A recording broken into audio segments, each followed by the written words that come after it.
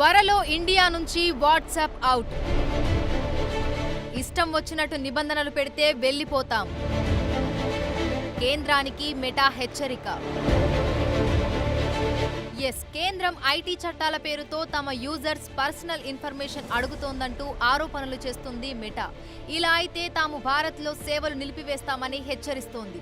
కొత్త ఐటీ చట్టం నిబంధనలు 2021లోని 4(2) సెక్షన్ చట్టబద్ధతను సవాల్ చేస్తూ వాట్సాప్, ఫేస్బుక్ సంస్థలు దాఖలు చేసిన పిటిషన్పై ఢిల్లీ హైకోర్టు విచారణ సందర్భంగా వాట్సాప్ ఈ వ్యాఖ్యలు చేసింది.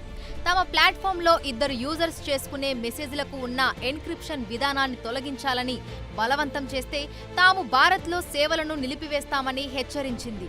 ఐటీ నిబంధనల్లోని 4(2) సెక్షన్ భావ ప్రకటన స్వేచ్ఛకు, వ్యక్తిగత గోప్యత హక్కుకు భంగం కలిగిస్తుందని ఆరోపించింది. ముఖ్యంగా మెసేజ్ క్రియేటర్ వివరాలను బహిర్గతం చేసే విధానానికి సంబంధించిన నిబంధనను సవరించాలని డిమాండ్ చేసింది వాట్సాప్ సంస్థ. వాట్సాప్ ప్లాట్ఫామ్లో ఇద్దరు వ్యక్తుల మధ్య జరిగే సంభాషణలన్నీ ఎన్క్రిప్ట్ అవుతాయి. వాటిని మరో వ్యక్తి కానీ, సంస్థ కానీ చదవడానికి వీల్లేకుండా ఈ విధానం ఉంటుంది. అయితే వాట్సాప్ గ్రూపుల్లో ఫార్వర్డెడ్ మెసేజ్లకు సంబంధించి ట్రెజబిలిటీ విధానంపై కూడా కేంద్రానికి, వాట్సాప్కి మధ్య కేసులు నడుస్తున్నాయి. ఈ క్రమంలోనే కొత్త ఐటీ చట్టాన్ని సవాల్ చేస్తూ వాట్సాప్, ఫేస్బుక్ సంస్థలు న్యాయస్థానాన్ని ఆశ్రయించాయి. తమ ప్లాట్ఫామ్లో మెసేజ్ల భద్రత కోసం ఎండ్ టు ఎండ్ ఎన్క్రిప్షన్ విధానాన్ని అవలంబిస్తున్నామని, ఆ గోప్యత ఉన్నందువల్లే కోట్లాది మంది యూజర్లు వినియోగిస్తున్నారని తెలిపింది. ఇప్పుడు తాము కొత్త నిబంధనలతో ఎన్క్రిప్షన్ కు బ్రేక్ చేయాల్సి ఉంటుందన్న వాట్సాప్, ఇక అది తప్పనిసరి అయితే తామే భారత్ నుంచి వెళ్లిపోవడానికే సిద్ధమని పేర్కొంది.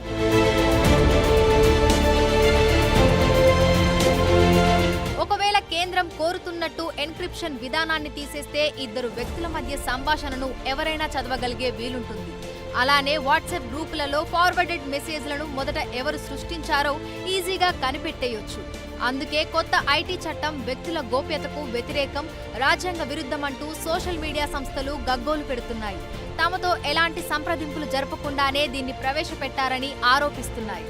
కొత్త చట్టం వల్ల తాము కోట్లాది మెసేజ్లను కొన్నేళ్ల పాటు భద్రపరచాల్సి ఉంటుందని, ఇలాంటి నిబంధన ప్రపంచంలో మరెక్కడా లేదని చెప్తున్నాయి. ఫిబ్రవరి 2021లో కొత్త ఐటీ నిబంధనలను కేంద్ర ప్రభుత్వం అమల్లోకి తెచ్చిన విషయం తెలిసింది.